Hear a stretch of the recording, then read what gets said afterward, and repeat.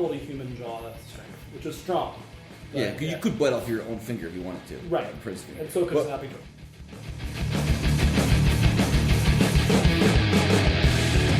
You are listening to Urban Wildlife Podcast. Hey, podcast listeners. We had such a great time talking with Tobias Landberg in episode 13 that we decided to post some of the extra conversation that we didn't get a chance to include. Hope you enjoy.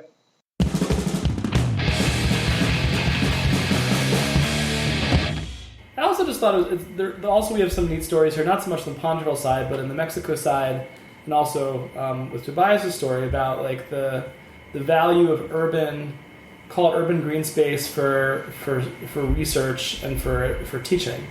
And Tony, remind us what you did what you've been doing for your master's thesis. Well, the research has been done for what you did for your master's thesis. I'll use the past tense. Yeah, well, I looked at invertebrate populations on native shrubs compared with invasive shrubs, alien invasive shrubs, and to see, basically looking at bird food to see what was, if indeed the general thought is that alien invasive species produce less insects because the insects that live here did not evolve with those plants, so they can't overcome the toxins in the leaves. Yeah. So there's going to be less of them.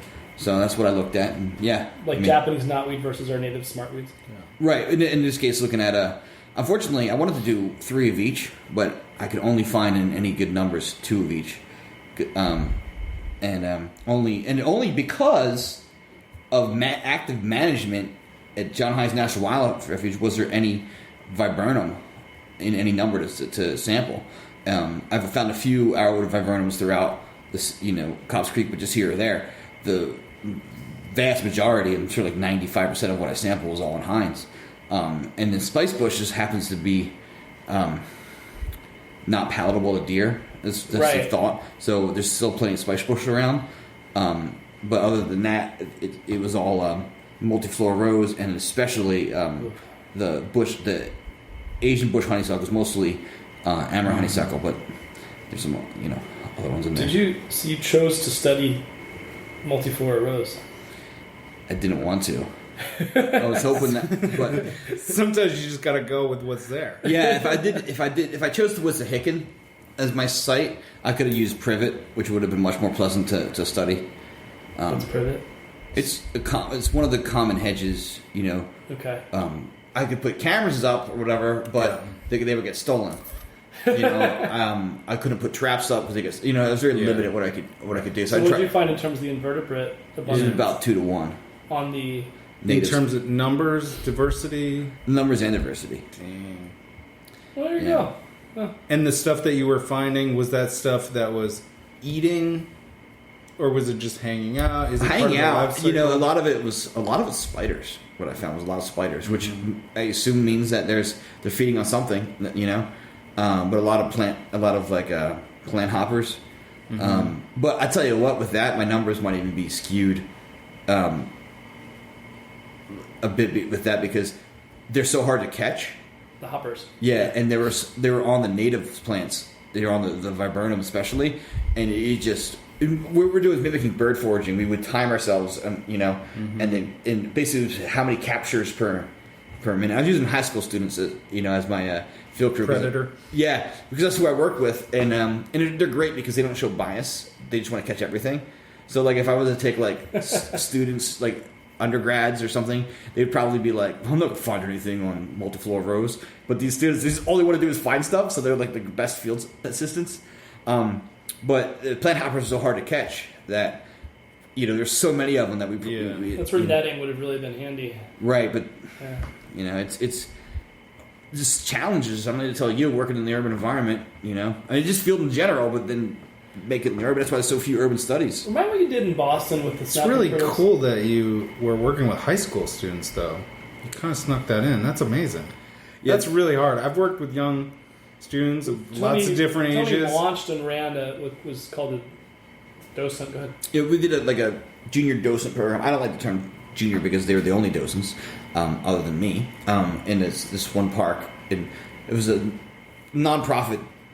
I was working as a consultant at the water department in partnership with a nonprofit in West Philly. So, and the program eventually became, it's still running now, called Wild West Philly, where we take high school students and train them to be naturalists in the park. And these kids are awesome. These kids are awesome. I want your students to be my students.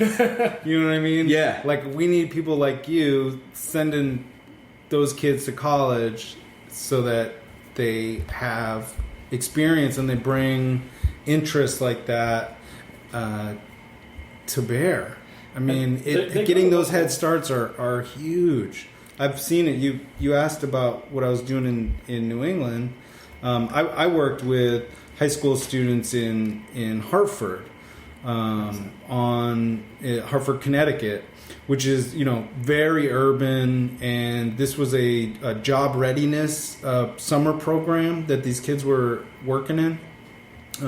They had to apply to get into the program, but these are 16, 15-year-old kids. Some of them, already were having their own kids.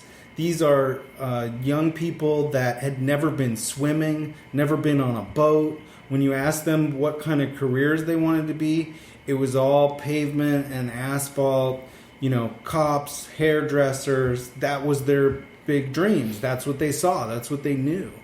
And what we did was we exposed them to people who do science. We had people from Parks and Recs. We got them their boat license. We got them building traps to put out on the water and trap.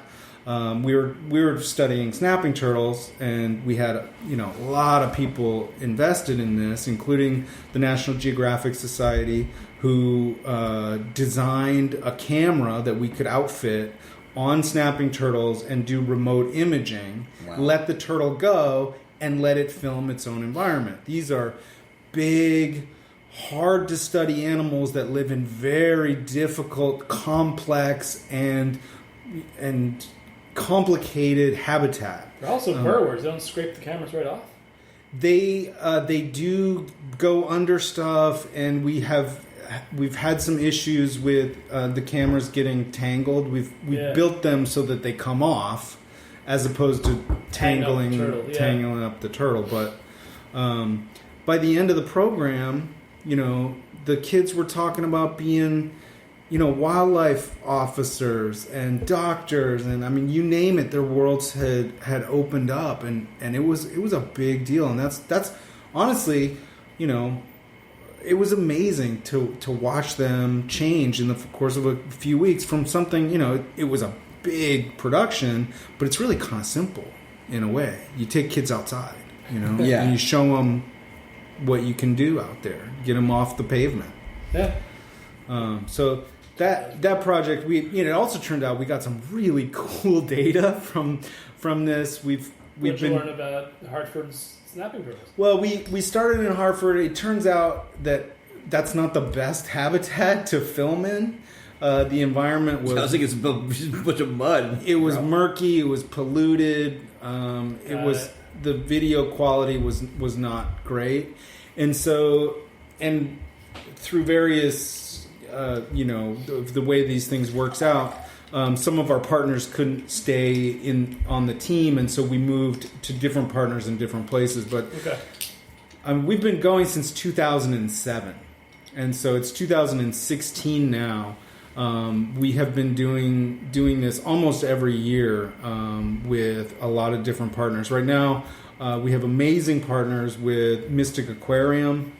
The National Geographic Society is still involved, and the Tributary Mill Conservancy is the sort of boots on the ground organization that they're actually working with young kids. They have these young river stewards that are trapping the turtles and bringing the turtles in, and then the team swoops in and we collect health data. And our approach has been to try to learn about snapping turtles and educate people about the health risks and the way that we can study the health of the turtle to understand the health of the environment. And because snapping turtles are actually something that people eat, and it's actually a delicacy right here in Philadelphia. You get snapping turtle soup in Yeah, but if you want something to sequester exactly. interesting chemicals, So you take a fatty animal at the top of the food chain that lives 50 years. forever. And right, because so some of these animals may have been around before the EPA was even invented, Yeah. right? The Environmental Protection Agency. So And but I was just thinking for our listeners, like we always talk about what cool animals are you seeing in your urban environment, and like I bet a lot of our listeners in other parts of the world have no idea that this unbelievably massive prehistoric looking turtle lives in, Yeah. they didn't even know it exists. but Adults will live be 25 pounds up to, have you ever see 50 pounders? Or we trapped a 55 pounder, which then- in kilograms is at least 25 kilograms. and they're impressive beasts. I mean, they have long necks. They have attitude. They have attitude. They have big claws. I mean, people talk about their heads, and it's easy. Frankly, you hold them right. It's easy to avoid their heads, even though they snap at you. You can't avoid their claws. The claws will dig into you no matter how you get them. Yeah, they're like 16 penny nails. And what would always delights me about snapping turtles is if I find them in a marsh, maybe grab it, take a look at it, you put it down, and the thing's gone in like seconds. And you think, like, this has happened more than once, where I've like, my camera's in my pocket, my phone's in my pocket, when I get a picture, I'm like, all right, I'll just feel around the mud and grab it again after, if it gets away, and then I'll take a picture of it then. But no, you start feeling around the mud, it's not there anymore. And I once released one at the edge of a muddy pond, and it was like what happens in a Bugs Bunny cartoon when Bugs Bunny goes underground. You see the furrow of earth receding, and like I saw this like the snapping turtle like The trail. head of mud like descend into the pond. The things they're really powerful burrowers. How powerful are their jaws? Is it For comparable to human jaw strength, which is strong.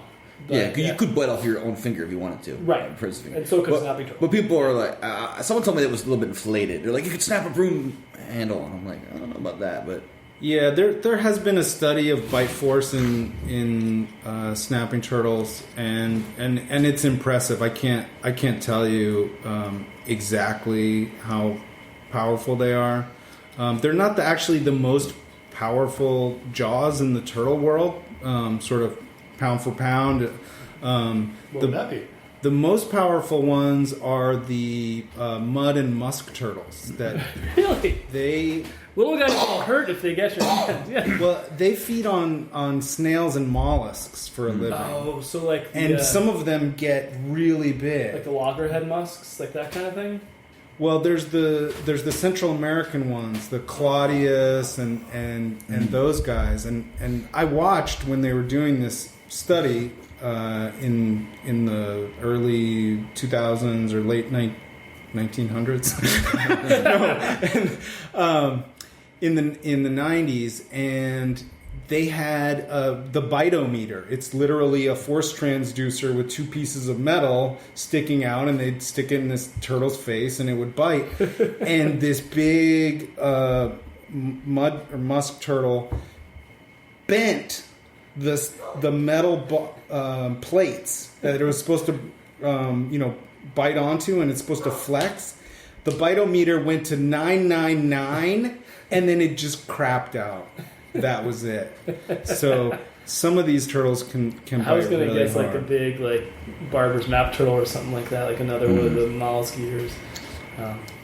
Billy has caught an alligator snapping turtle on a Schuylkill. You gotta see the photos of it. Yeah.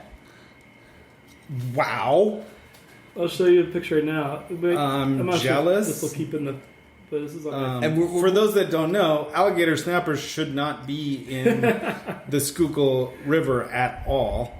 It is endemic to, there are now, they say, maybe 4 species of alligator snapping turtles, but they're all endemic to different drainages of the southeast United States, from the Mississippi River into across into Florida. So like what probably southern Illinois would be the closest. Wow. So I was paddling. I was writing. This is when I wrote articles for a local magazine called Grid, and we were doing something about paddling on the Lower Schuylkill. And so I see it. What I thought was a normal snapping turtle. And if you're someone like me, or probably Tobias, if you happen to see a snapping turtle, there's a response. you just can't let it sit there. You jump. So I sort of jumped. As you can see the picture, I'm wet. Like I jumped in the water. I think this is my profile picture on the website for our podcast. I jumped in the water and like I remember looking at it as I was going in, thinking, "There's something funny about that snapping turtle." And I picked it up and I was like, "Holy cow! This is an alligator snapper." And the one I'm holding is probably adult size for a common snapper, but for an alligator snapper, not quite full grown. Yeah, that's a solid 25-pound turtle right And there. and it does not belong there at all. So we assume it was a released pet. And on that trip I saw at least two. They're both introduced. Two species have introduced. I mean, all these are North American species, but two species have introduced map turtles. Red-eared sliders were all over the place. And then I saw like one or two native turtles. Then I saw this. You put it back? I was in a kayak. What was I going to do with it? This is the people ask me this all the time. Like, did you put it back? And I was like, in a little one of those enclosed kayaks. I wasn't because it's. Oh, that's awesome. I guess What do you do with an alligator snapping turtle when you're in a small vessel and you're not prepared to transport it? And what are you going to do with it when you get home? Like, put it in your bathtub, I guess. Like, so I was just like, all right, I'll put it back. You call the Fish and Boat Commission and have it meet at the dock. Yeah, I guess. could've done that, I guess you could put it in the kayak and try to keep it from coming out, but then how would you transport it? I've done that though. I've actually had a snapping turtle in the canoe, and they don't like it. Yeah. They sort of. I have a great picture. I could dig and find it of a friend of mine. We were in a two-person canoe. I had seen two snapping turtles, and honestly, it can be hard to tell if they're mating or fighting. Yeah. And I jumped out, and they separated, and I grabbed one of them, and like just. Without thinking, just like toss it in the canoe. Let's go, because we actually were collecting stuff for a nature walk the next day. We would put everything back in nature walk, but it would be good to have a snapping turtle for this trip. And then like my friend Shoshi's in this canoe, and the snapping turtle is like facing her and like sort of marching towards her, and she's like holding the oar, like trying to block the turtle. Yeah. And so the next day we found we had a pillowcase, but. I love the fact that I could find that guy in the Schuylkill. I'll tell you exactly where he is. You put a trap. It is at the outflow of Mill Creek, which is an underground creek / storm sewer that flows through West Philly and exits at the Woodland Cemetery by the VA near the University of Sciences and the VA hospital that stretch of river. And it's going to come out a little bit warm, so if it stays there, it could probably survive the So winters it's in a spot which is artificially warmed by the stormwater outfall, and it's got a tidal river, which they do just fine. Freshwater tidal river, which slow moving water, deep water. That's crazy. There you go. So what's your tidbit? I want to just add to this conversation that we're talking a lot about the power and the bite force of these turtles. These are not aggressive turtles. Fair point. Yeah. These are defensive turtles. And the difference is they won't chase you down the street or try to ruin your day. They defend themselves. They have what I like to call as a bubble. Right? If you get in their bubble, they will defend themselves. And I've literally stepped on these things in the water, and they will just run away. They will swim, and they will try to hide. They'll pretend they're a rock. They'll pull their legs in. They sort of sit They have no interest in messing with us. It's only when you grab them, if they're on land, if you corner them, if you're the aggressor, they will defend themselves. Yeah, but they Same are with brown snakes.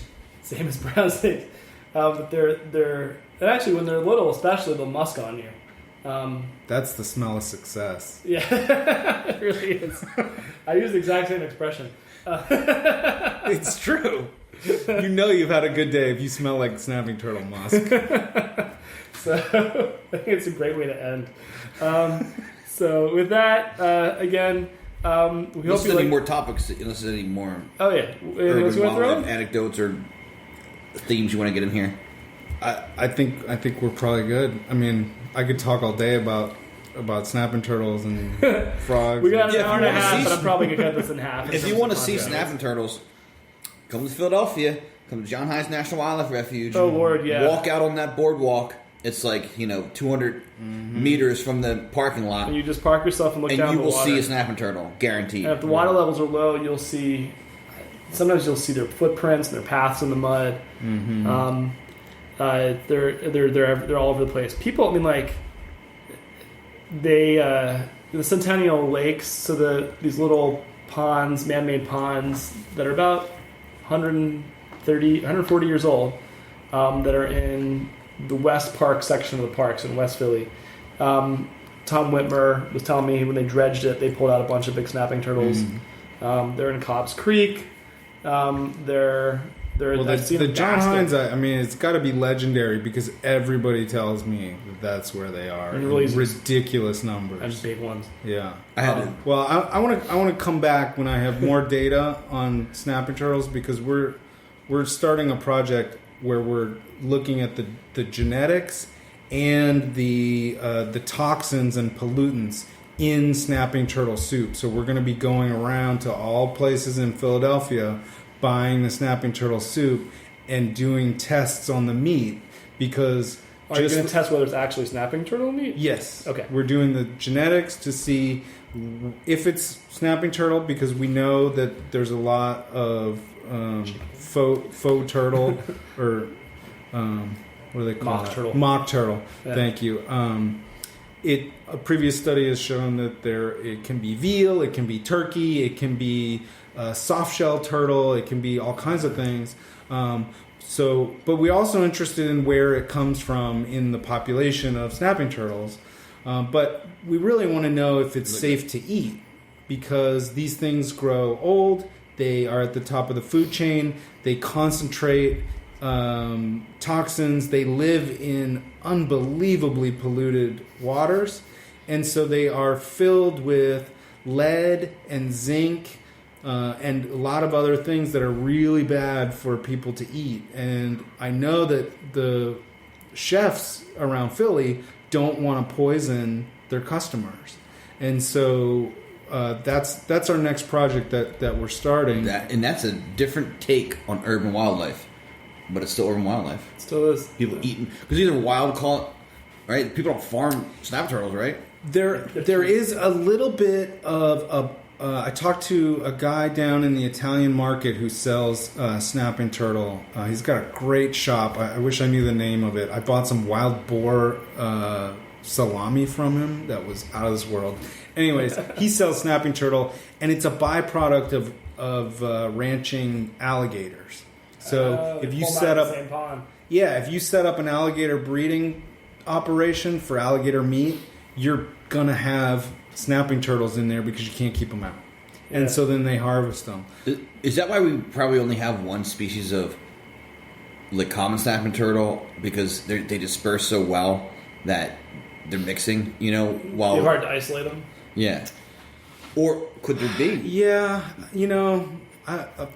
a good friend of mine, he'll probably tell you that that the Florida snapper is a different thing. And there are Central American snapping turtles. As American ones, yeah. So there are different lineages, but they are amazing dispersers for sure. It was cool. I was looking at bird walk in this section of College Creek Park, but there was this. They just daylit the stream only like a couple years ago, and already a massive snapping turtle in there, and it's a little trickle. Where? Indian Creek up. Oh, by Morse Park. Yeah, on the this is the west side. By Yes, that's a tributary to Cobb's Creek. Yeah, so and it was underground until fairly recently. They were probably there. See, Yeah. this is one of the things I'm curious about the underground part. I talked to a guy, a historical researcher, or emailed with him, a historical researcher of Philly's waterways, including the underground waterways. And he made some comment once in an episode about sewer workers talking about seeing about what they're scared of. They're scared of the snakes and the rats, that kind of thing. I'm like, wait a second, they're snakes? And so, and he was and he clarified only at sort of the sort of headwater parts, not deep into the sewer, the stormwater pipes. And I've wondered about that because the trick is for that kind of thing where it's like a stream going into a culvert. I totally buy it. Maybe up in the headwaters they're around because it's a tunnel. It's warm, relatively speaking, in the winter. Tons of stuff gets washed in there. I don't know if it's... Yeah. It's going to be interesting, too, talking about cave or weird salamanders, in that if we don't... if we destroy ourselves, and humans are what follows humans, we persist for hundreds of thousands of years, we probably will have cave salamanders specific to cities.